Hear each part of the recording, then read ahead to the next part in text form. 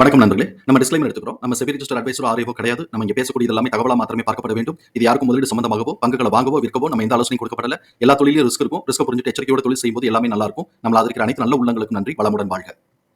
வணக்கம் நண்பர்களே. நம்ம ஆனுவலைஸ்டு அனாலிசிஸ் பார்த்துட்டு வரோம். அந்த வரிசையில் இப்போ நம்ம பார்க்கக்கூடியது பவர் ஃபினான்ஸ் கார்பரேஷன் பிஎஃப்சி 2026க்கு என்ன வாய்ப்பு இருக்குங்கிறதுக்கான ஒரு தேடுதல் முயற்சி. ட்ரெண்ட்லைனை பொறுத்த வரைக்கும் இவங்க மிட்ரேஞ்ச் பெர்ஃபார்மருங்கிற கிளாசிஃபிகேஷன்ஸ்குள்ளே வராங்க. High financial strength, mid valuation, டெக்னிக்கலாக மூமெண்டம் நியூட்ரலாக இருக்குது. அனாலிசிஸ் டு ப்ரைஸ் டார்கெட்டை 476ன்னு டார்கெட்டை அப்சைட் பண்ணியிருக்கிறாங்க. நம்ம இந்த வீடியோ ரெக்கார்ட் பண்ணக்கூடிய தருணத்தில் 379ன்னு ட்ரேட் க்ளோஸ் ஆகிருக்கு. இவங்களுடைய பிஇ வேல்யூஷன் செக் பண்ணும்போது கரண்ட் பிஇக்கும் சரி 1 இயர் ஃபார்வர்ட் பிஇக்கும் சரி ஓவர் வேல்யூன்னு சொல்லிட்டு இண்டிகேட் ஆகிட்டு இருக்கு. ஃபண்டமெண்டல் கீ மெட்ரிக்ஸில் adequate level of liquidity position maintain பண்ணுறாங்க. ஹை ரேட் ஆஃப் ரிட்டர்ன் எடுக்கிறாங்க. டெப்ட் டு ஈக்விட்டி பியாண்ட் டாலரன்ஸ்.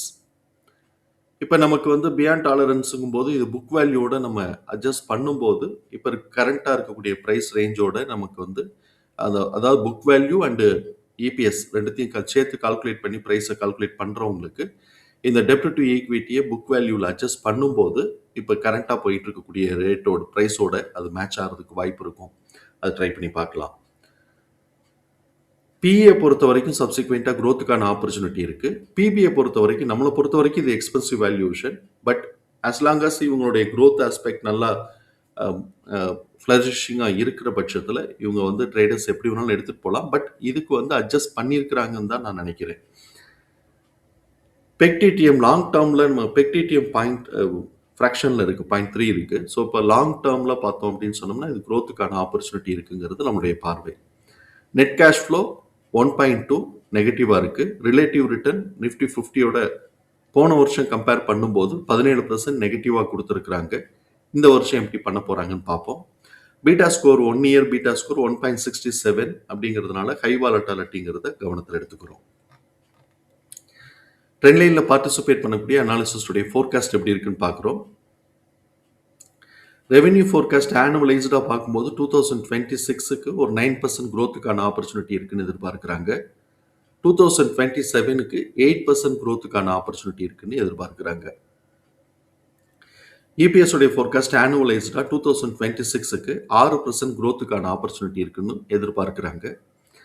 இங்கே இவங்களுக்கு Q2 வரைக்கும் தான் ரிசல்ட் வந்திருக்கு. ஸோ இப்போ இதை நம்ம பார்க்கும்போது இபிஎஸ் உடைய டிடிஎம் இன்க்ரிமெண்டல் ட்ரெண்டில் இருக்குங்கிறதையும் பார்க்குறோம். அதே சமயத்தில் ஹை எக்ஸ்பென்சிவ் வேல்யூஷன் போது கரெக்ஷன் வர்றதுக்கும் வாய்ப்பு இருக்குது. க்ரோத் ஆஸ்பெக்டில் பார்த்தோம்னா Q2ல ஒரு 16% குறைஞ்சு போயிருக்கு. ஸோ இப்போ அதனால கரெக்ஷன் லீட் எடுக்கிறதுக்கும் வாய்ப்பு இருக்குது. ஸோ இப்போ அது வந்துட்டு இருக்குன்னு நினைக்கிறேன். டிசம்பர் மாதத்துக்கு இவங்க எப்படி பண்ணுறாங்கன்னு பார்ப்போம். நார்மலாக பேட்டர்ன் நம்ம பார்க்கும்போது டிசம்பர் மாதத்துக்கு பேட்டர்ன் எதுவும் செட் ஆகலை. போன தடவை இவங்க பாசிட்டிவாக கொடுத்துருக்குறாங்க. இந்த தடவை எப்படி கொடுக்குறாங்கன்னு பார்ப்போம். 2026க்கு இவங்களுக்கான ஆப்பர்ச்சுனிட்டி என்ன இருக்குன்னு பார்க்குறோம்.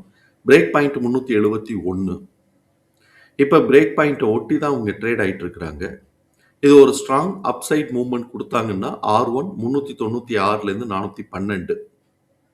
இது நமக்கு ஒரு ஸ்ட்ராங் ரெசிஸ்டன்ஸாக ஆக்ட் ஆகுது. ஏன்னா இங்கே பிரேக் பாயிண்ட்டுக்கும் R1க்கும் டிஸ்டன்ஸ் ரொம்ப கம்மியாக இருக்குது. ஸோ இப்போ அதனால் R1க்கு மேலே உடைப்பாங்களாங்கிறது நமக்கு கொஞ்சம் சந்தேகமாக தான் இருக்குது.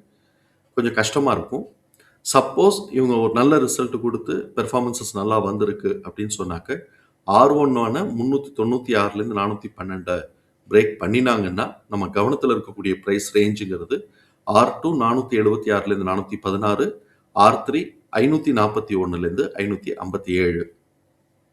மாறா பிரேக் பாயிண்டான 371 கீழே கட் பண்ணி ஒரு ஸ்ட்ராங் கரெக்டிவ் ட்ரெண்டை லீடு எடுத்தாங்கன்னாக்க S1 267லேருந்து 307, S2 226லேருந்து 242, S3 122லேருந்து 162.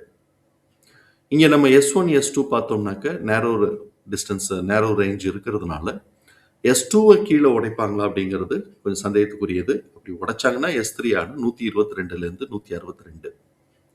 தகவல் பயனுள்ளதாக இருக்கும் நம்புகிறோம். தகவல் பயனுள்ளதாக இருந்ததுன்னா சங்கருக்கு ரொம்ப சந்தோஷம். நம்மளை ஆதரிக்கிற அனைத்து